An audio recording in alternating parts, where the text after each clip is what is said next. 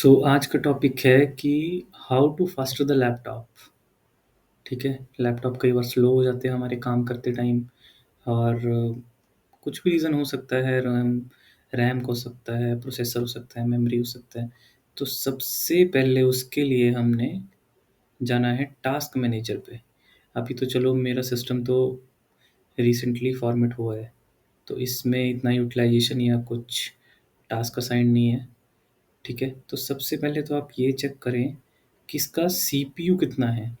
98 जा रहा है, इसका 21 है तो मतलब नॉर्मल है। मेमोरी मेरी मतलब कि रैम 16 GB है ऑलमोस्ट, जिसमें से 8 GB यूज़ हो रही है। डिस्क भी नॉर्मल है, वाईफाई भी, जीपीयू भी। ठीक है। लॉजिकल प्रोसेसर कितने हैं? 8। कोर्स कितने हैं? 4। और सॉकेट एक है, मतलब कि सब कुछ नॉर्मल है सिस्टम में। बट समटाइम सीपीयू क्या होता है, 80% हो जाता है, मेमोरी इंक्रीज होती है। ठीक है, मेमोरी बेसिकली रैम है। तो सबसे पहले हम क्या करेंगे, एक कमांड चलाएंगे जो कि है रन में CLEN MGR। इसका मैं डिस्क्रिप्शन में भी दे दूंगा। ठीक है, आपने एंटर कर देना है रन पे। तो उसके बाद ये पॉपअप होएगी विंडो। अभी तो रिसेंटली मैंने क्लीन किया है, तो आप इनमें सेलेक्ट कर सकते हो इनको ऐसे। ठीक है, ये आपने सेलेक्ट कर दिया, then okay.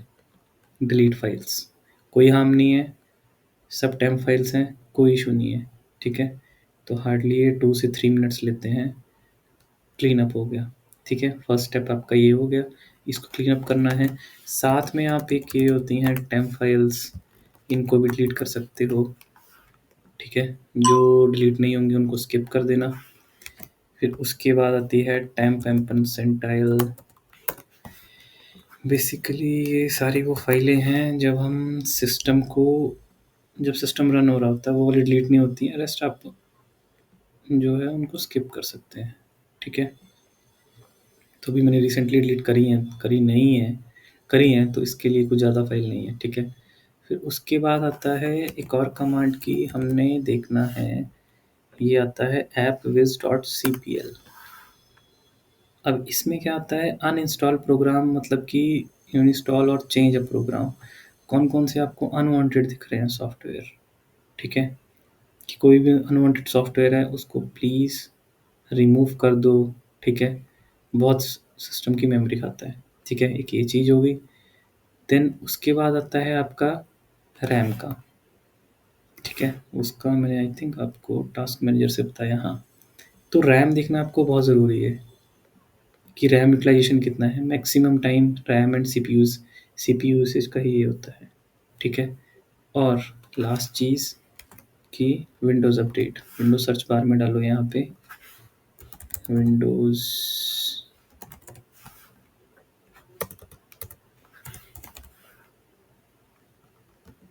Windows update check करना बहुत ज़रूरी है, क्योंकि बहुत सी चीज़ें होती हैं जो अपडेटेड चीज़ों के साथ आती हैं, तो ये भी अपडेट होना ज़रूरी है।